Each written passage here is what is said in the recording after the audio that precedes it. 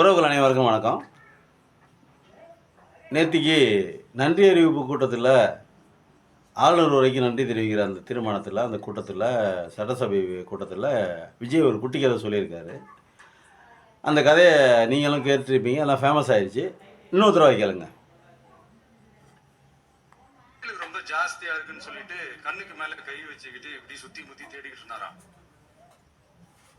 அப்ப கூட இருந்த ஒரு சின்ன பையன் என்ன தேடுறீங்க அப்படின்னு கேட்டானா. அதுக்கு அந்த பெரியவர் சொன்னாரா, அது ஒண்ணு இல்ல தம்பி, உங்க அப்பா எங்கதான் இருப்பாருன்னு சொன்னாங்க, அதான் தேடிக்கிட்டு இருக்கேன், எங்க உங்க அப்பாவையே காணோம். பார்த்துறீங்களா? கிளாப்ஸ் சும்மா அள்ளிடுச்சு இல்லை? ஏன்னா 105 107 பேர் இருக்காங்க, 106 பேர் இருக்காங்க. அப்புறம் கிளாப்ஸ் எல்லாமே என்ன பண்ணும், அது இல்லாமல் பக்கத்தில் இருந்த அந்த உதிரி அந்த இதர கட்சிகள் அதெல்லாம் அவங்கெல்லாம் இருப்பாங்க. அதனால் கிளாப்ஸ் எல்லாம் தானே செய்யும். ஆனால் பிரச்சனை என்ன அப்படின்னா, அது அப்படியே பேக் ஃபயர் ஆகிடுச்சு இவருக்கு. திரும்பி எதிர் இதை கொஞ்சம் கேளுங்க. நேத்து எங்க அண்ணா சட்டசபையில பேசியிருக்காரு. சட்டசபையை ஆடியோ லான்ச் மேடன்னு நினைச்சிட்டாரு போல. குட்டி கதையெல்லாம் சொல்ல ஆரம்பிச்சிட்டாரு. அப்பாவை காணோன்னு ஒரு கதையை சொல்லியிருக்காரு. எங்க கிட்டையும் வப்பாட்டியிடம் வாழ்க்கையை தொலைச்ச வயோதிகர்னு ஒரு குட்டி கதை இருக்கு. நான் கேக்குறீங்களா?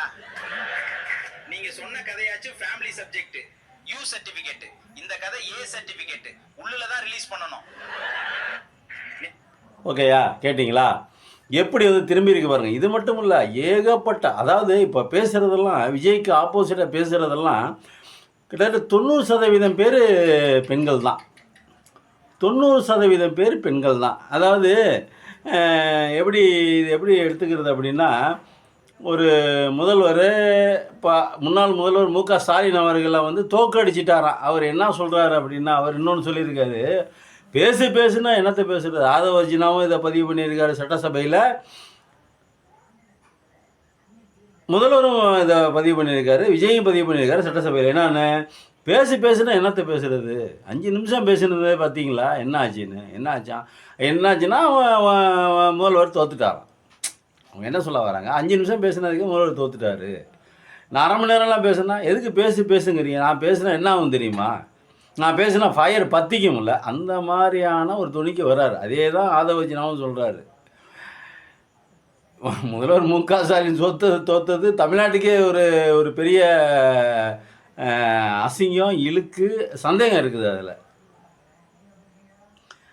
ஒரு நல்ல ஒரு தரமான ஒரு தலைவனை, ஒரு முதல்வனை தோற்கடித்தது அதுக்கு கண்டிப்பாக தமிழ்நாடு கண்டிப்பாக ஒரு நாள் இந்த 5 வருடத்துக்குள்ளே கண்டிப்பாக ஒரு நாள் வருத்தப்படும். அதில் மாற்று கருத்து இல்லை. இப்போ அவர் தோக்கு அடிச்சிட்டாங்கன்னா, அதனால் சட்டசபையில் ஆளை காணாமோ, அதனால் தேடிக்கிட்டு இருக்காராம் இவர். பாவம். இப்போ பேசுகிறதெல்லாம் பார்த்தீங்கன்னா பெண்கள் தான் பேசுகிறாங்க. விஜய்க்கு ஆப்போசிட்டாக பேசுகிறது பூரா பெண்கள் தான் பேசுகிறாங்க. அவங்களுக்கு தான் அந்த விஜயோடைய, பெண்களால் ஓட்டு வாங்கி விஜய் இன்றைக்கி பெண்கள் பார்த்திங்கன்னா கழுவி ஊற்றுறாங்க எல்லா காணொலியிலையும். காணொலி திறந்தால் போதும் விஜய் பேசுகிறத, விஜயை திட்டுறது தான் இந்த பொண்ணுங்களுக்கு வேலையாக இருக்குது. ஏன்னா அந்த மாதிரி நடந்துக்கிறாரு. ஒரு சட்டசபையில் ஒரு முதல்வராக இருக்கிறவர் என்னென்ன பேசணும் அப்படின்னு சொல்லிட்டு ஒரு இது இருக்குது. இதுக்கு ஒரு 2-3 பழமொழி சொல்லலாம். அர்ப்பராத்திரியில், அதாவது அர்ப்பனுக்கு வாழ்வு அர்த்தராத்திரியில் கொடை பிடிப்பாங்க அப்படிங்கிற மாதிரி சொல்லுவாங்கள்ல, அது ஒன்று. அது சரியாக பொருந்தலையோ பொருந்தலை. நரகள் மேலே கல்லெறிஞ்சால் நரகள் நம்ம மேலே திரும்ப விழுவும். இது கொஞ்சம் பொருத்தமாக இருக்குமா? நரகள் மேலே கல்லெறிஞ்சால் நரகள் திரும்ப நம்ம மேலே விழுவும். இது கூட கொஞ்சம் கொச்சையாக இருக்கும். அதோட வேணாம், அசிங்கமாக இருக்குது. இன்னொன்று சொல்லலாம், மல்லாக்க படுத்துக்கிட்டு வானத்தை பார்த்து எச்சி துப்புனா எச்சி எங்கே வரும்? திருப்பி நம்ம மூஞ்சியில் தான் விழுவோம். காரணம் என்ன அப்படின்னா, அது உங்களுக்கு தெரிஞ்ச விஷயம்தான். இந்த மாதிரி எழுதி கொடுக்குறவன் எவனாவது ஏடா கூடமாக எழுதி கொடுத்துருந்தாலும் வாங்கி படிக்கிறதுக்கு முன்னாடி படித்து பார்க்கணும்ல. படித்து பார்க்கும்போது ஏனடா இது சொன்னால் திருப்பி நமக்கே திருப்பி வருமா வராதா, நம்மளோட குறையெல்லாம் சொல்ல ஆரம்பிச்சிருவாங்களே அப்படின்னு சொல்லிவிட்டு ஒரு பயம் வரணுமா இல்லையா, ஒரு சிந்தனை வரணுமா இல்லையா.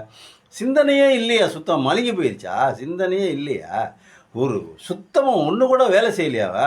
எவனாவது எழுதி எதையாவது கொடுத்தாங்கிறதுக்காக வேண்டி அதை பூரா இதை ஏன்டா எழுதி கொடுக்குறீங்க, இதெல்லாம் படித்தா நான் இப்போ நம்ம குடும்பத்திலே நிறைய பிரச்சனைகள் இருக்குது, இதை படித்தா அப்புறம் என்ன தானே கழுவி ஊற்றுவாங்க, ஏன்டா இதெல்லாம் எழுதி கொடுக்காதீங்கன்னு சொல்லணும்லங்க ஒரு முதல்வர், ஒரு சிஎம். எங்கே பேசுகிறீங்க சட்டசபையில்? இது பொதுக்கூட்ட மேடையில் நீங்கள் போய் தாவேக தலைவராக இருந்துக்கிட்டு பொதுக்கூட்ட மேடையில் போய் பேசுனீங்கன்னா அது வேறு விஷயம், எது வேணால் பேசலாம். எனக்கு நல்லா வாயில் வருது சொன்னது அப்படின்னு சொன்னதெல்லாம் வேர்ல்டு ஃபேமஸ் ஆகிடுச்சு. ஒரு முதல்வர் ஒரு நாட்டு அதுவும் தமிழ்நாட்டினுடைய முதல்வர், அதாவது நிறைய முதல்வர்கள் இருக்காங்க இந்தியாவில், எல்லாம் அடிதடியாக கலாச்சாரம் நிறைய இருக்குது.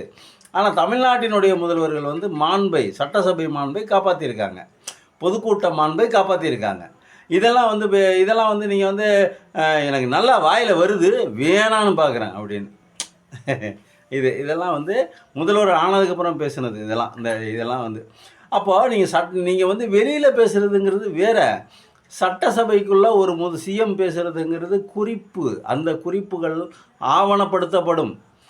பின்னொரு காலத்துக்கு எந்த காலத்துலேயும் இன்னும் 50 வருஷம் கழித்து கூட எடுத்து பார்க்குறதுக்கு அந்த குறிப்புகள் இருக்கும். என்னடா ஒரு முதல்வர் இந்த மாதிரிலாமா பேசியிருக்காரு அப்படின்னு சொல்லிட்டு ஒரு அப்போ வந்து ஸ்டாலின் அந்த அப்போல்லாம் வந்து நிறைய நீங்கள் பேசுனது மட்டும்தான் குறிப்பில் இருக்கும், அதை எப்படி பார்ப்பாங்க என்ன மாதிரி பார்ப்பாங்க அப்படிங்கிறத நீங்கள் யோசிச்சிங்க. நீ மேலாவது பேசுகிறத கொஞ்சம் கண்ணியமாக அண்ணா சொல்லுவார், கடமை கண்ணியம் கட்டுப்பாடு அப்படிம்பாரு. அந்த கடமையையும் கடமையை கட்டுப்பாடோட கண்ணியத்தோடு செய்யுங்க, உங்கள் கடமையை கண்ணியத்தோட கட்டுப்பாடோடு செய்யுங்க, அதான் ரொம்ப முக்கியம். வார்த்தைகளை அளந்து பேசணும் சட்டசபையில்.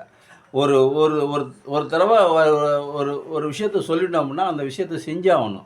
அதுக்கு தகுந்த மாதிரி சொல்லும் செயலும் ஒன்றாக என்றைக்கு இருக்குதோ அன்றைக்கி தான் அவன் தான் வந்து நல்லபடியாக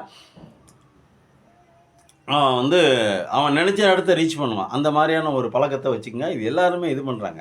ஆனால் மக்கள் என்ன எதிர்பார்த்தாங்க அப்படின்னா, சேலத்தில் ஒரு பொள்ளாச்சி, சேலத்தில் ஒரு பொள்ளாச்சிங்க, பொள்ளாச்சியில் வந்து 250 250 எபோவ், சேலத்தில் வந்து 50 எபோவ் 50 எபோவ்.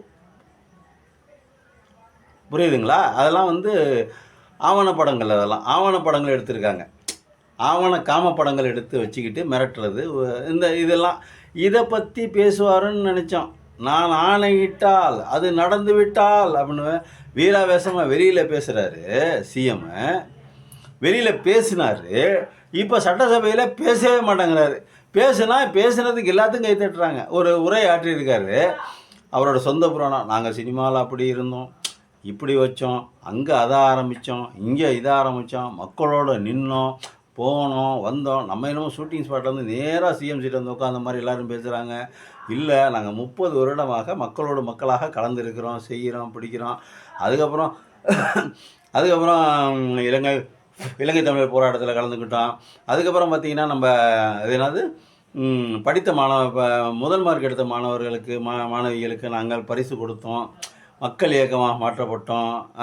நூலகம், பயிலகம் எல்லாமே ஒரு மாதிரி ரைமிங்கை நல்லா எழுதி கொடுத்துருக்காங்க. நல்லா எழுதி கொடுத்து பார்த்து நல்லா பேசிட்டார். ஒரு சட்டசபையில் ஒரு முதல்வரை பற்றி ஊரே பேசுங்க. இப்போ ஒரு டிவியில் நேற்றுக்கு பார்த்தேன், முதல்வர் எப்படி ஆட்சிக்கு வந்தார், யார் இவர் அப்படின்னு சொல்லிட்டு ஒரு போடுவாங்க. அப்போ அவர் சின்ன பிள்ளையிலேருந்து அவர் செஞ்ச சாதனை, அவர் படித்ததுலேருந்து அப்படியே போடுவாங்க வரிசையாக. இதை அடுத்தவன் பேசுவான். நீங்களே போய் உங்கள் சுயத்தை மட்டும் அவர் அடிச்சுக்கிறீங்க.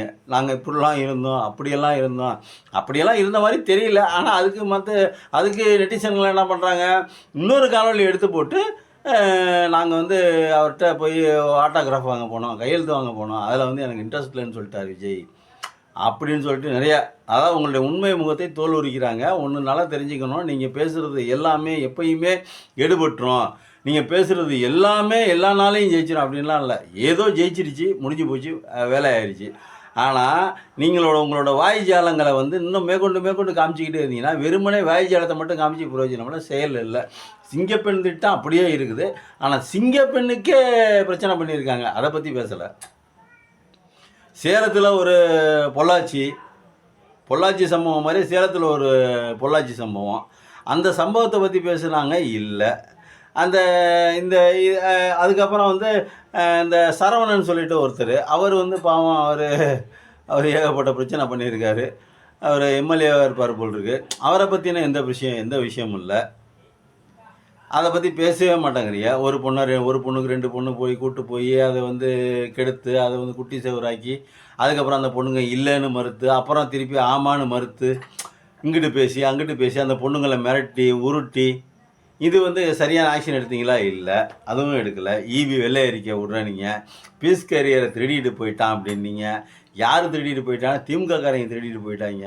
இன்னமும் நீங்கள் அரசியல் பேசுங்க அப்படின்னா எதிர்கட்சி மேலே குறை சொல்லிக்கிட்டே இருக்கீங்க, எதிர்கட்சி தலைவரை திட்டிக்கிட்டே இருக்கீங்க. இது என்ன மாதிரியான நிகழ்வு? சட்டசபை நிகழ்வு ஒன்றும் தெரியல. அப்பாவை தேடுற கதைக்கு ஊரே விளக்கம் சொல்லிருச்சு, நம்ம வேற சொல்லணுமான்னு யோசிக்கிறேன். அப்பாவை வந்து எல்லாரும் தேடுவாங்க, நம்ம பிள்ளைங்களும் அப்பாவை தேடுவாங்க. அதையும் நம்ம ஞாபகம் கணவன் வச்சு நம்மளுடைய மைண்டில் வச்சுக்கணும். நம்ம பொண்டாட்டியும் நம்மளை தேடுவாங்க, நம்ம பிள்ளைங்களும் நம்ம தேடுவாங்க. நம்ம பொண்டாட்டிக்கு முதல்ல நல்ல பிள்ளைய நல்ல கணவனாக, நம்ம பிள்ளைங்களுக்கு முதல்ல நல்ல தகப்பனாக இருந்தோம் அப்படின்னா பிரச்சனை இல்லை.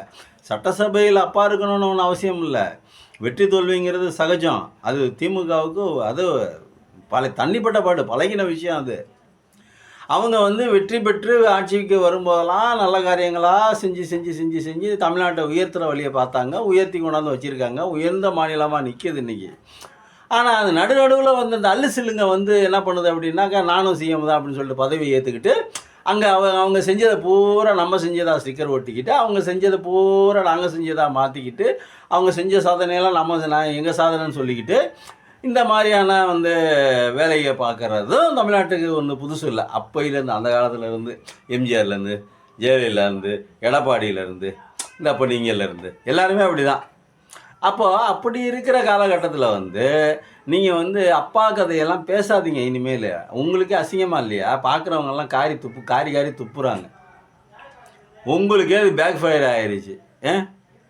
அதில் வந்து நீங்கள் ஒரு தடவை தான் ஸ்டாலினை வந்து இப்போ ஸ்டாலினை பற்றி பேசுனீங்க, அப்பாவை காணோம் அப்படின்னு.